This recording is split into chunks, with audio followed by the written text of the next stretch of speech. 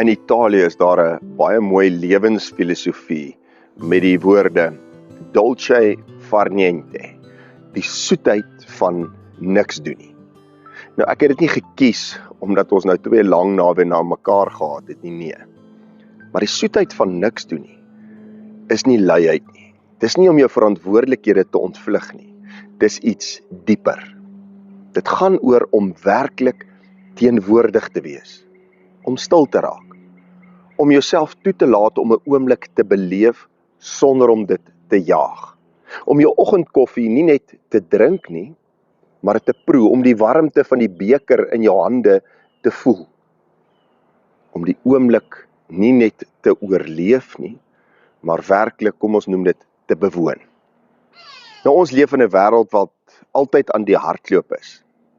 Die volgende taak, die volgende epos, die volgende probleem, die volgende doelwit. En so kan ek aanhou en aanhou.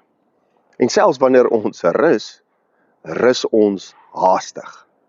Selfs wanneer ons stil sit, is ons gedagtes besig om te jaag. En iewerste langs die pad vergeet ons hoe dit voel om net te wees. En die Bybel praat ook eintlik hiervan. In Psalm 46 vers 11 staan daar: Wees stil en weet dat ek God is. Let op. Nie doen meer en weet ek is God nie. Nie bewys jouself en weet dat ek God is nie, maar wees stil. En daar's iets wat gebeur in die stilte wat nie in die geraas kan gebeur nie.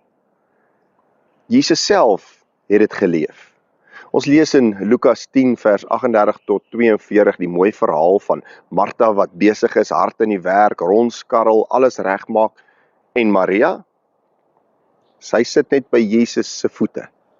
Van buite af lyk dit asof sy niks doen nie. Maar Jesus sê, sy het die beste deel gekies. Miskien is dolce far niente nie so ver ook van iets van geloof af nie. Miskien is dit juis 'n geestelike dissipline om stil te sit sonder skuldgevoel.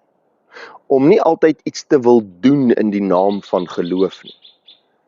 Om nie jou waarde te meet aan wat jy doen nie, maar aan wie by jou is. Want hier is 'n waarheid opgesluit. Jy hoef nie altyd iets te doen om betekenisvol te wees nie. Soms lê die diepste betekenis in die eenvoudigste oomblikke.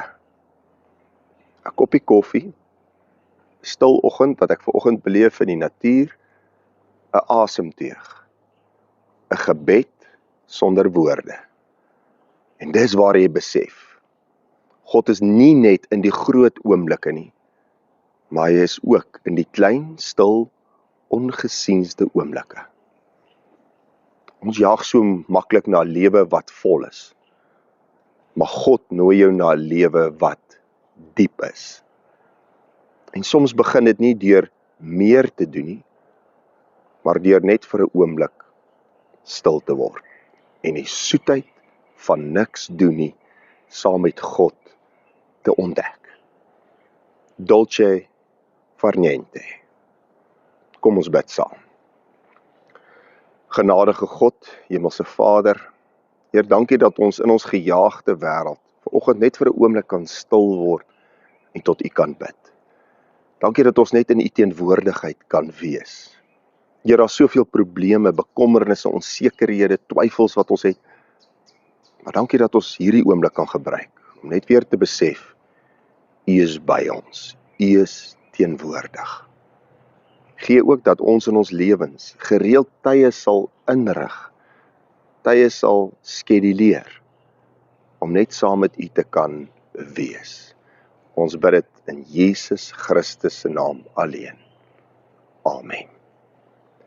Dankie dat jy vandag weer ingeskakel het hier by die kerk aanlyn. Indien dit vir jou moontlik is, jy weet al, deel hierdie evangelie met iemand anders. Dalk het iemand net nodig om vir 'n oomblik in sy lewe stil te staan en net saam met God te wees.